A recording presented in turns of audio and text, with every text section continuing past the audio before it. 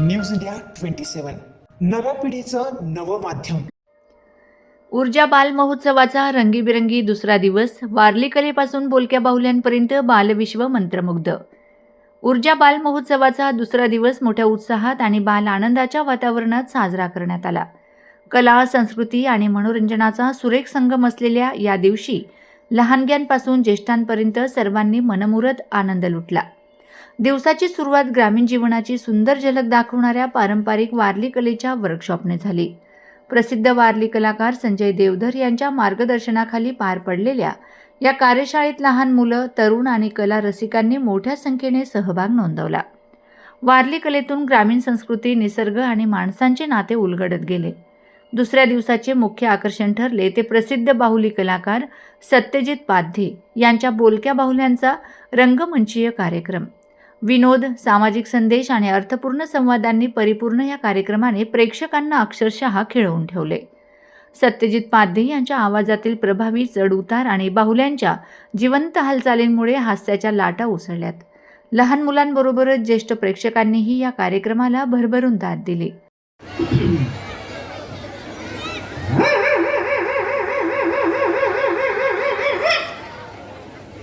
काय झालं काय?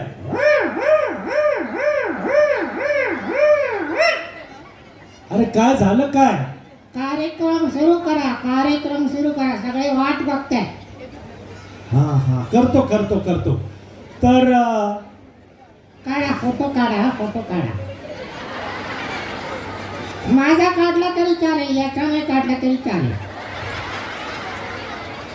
कारण I am the real star of the show. ए तर सगळ्यांचं नीट स्वागत करणार का?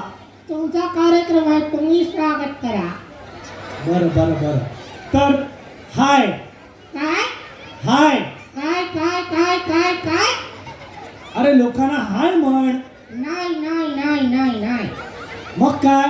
नमस्ते म्हण, नमस्ते. बरं, नमस्ते. कोण ते? अरे मी रे, सत्यजित.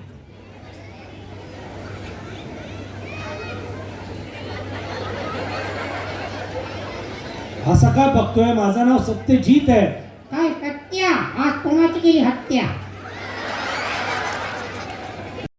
वाव. तर अळीताई, हे बघ, आज आपण ऊर्जा बाल महोत्सवात कार्यक्रम करतोय नाशिकमध्ये. तर आपल्याला सगळ्या लहान लहान मुलांचं करमणूक करायची आहे. तर मी एक छोटासा म्युझिक ट्रॅक प्ले करणार आहे आणि तू छानपैकी डान्स करायचा आहे. तर ट्रॅक 1 प्ले करा. ट्रॅक 1.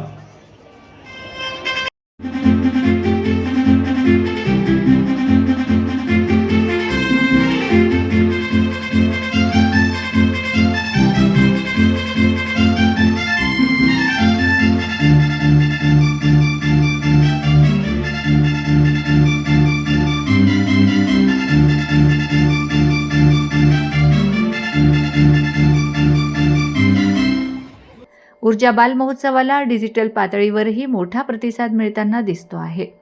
याप्रसंगी ऊर्जा युवा प्रतिष्ठानचे अध्यक्ष अजय दादा बोरस्ते यांनी उपस्थितांना मार्गदर्शन करताना सांगितले की ऊर्जा बाल महोत्सवाच्या माध्यमातून मुलांच्या सुप्त कलागुणांना वाव देणे, सर्जनशीलता वाढवणे आणि शिक्षणासोबत संस्कार रुजवणे हा आमचा मुख्य उद्देश आहे.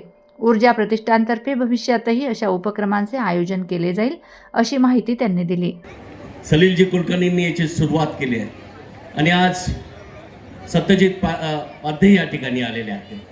रामदास पाध्यांना कोण ओळखत नाही?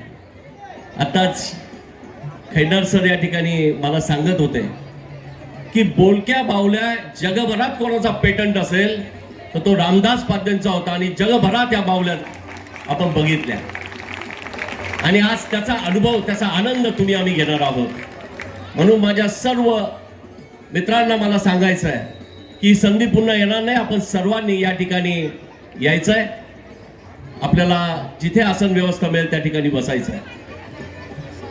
आमचा खरं तर उद्देश एकच आहे की ही जे तरुण, ही जी मुलं आहेत यांच्यामध्ये हा जो काही मोबाईल आहे ना, त्या मोबाईलपासून त्यांना दूर ठेवायचा आहे. आणि मी खात्रीनं सांगतो सर्व पालकांना की तुम्ही हा स्मृती स्मारकात त्यांना घेऊन या. कुणीही तुमचा मोबाईल मागणार नाही आणि तुम्हालाही कोणाचा मोबाईल उचलावासा वाटणार नाही.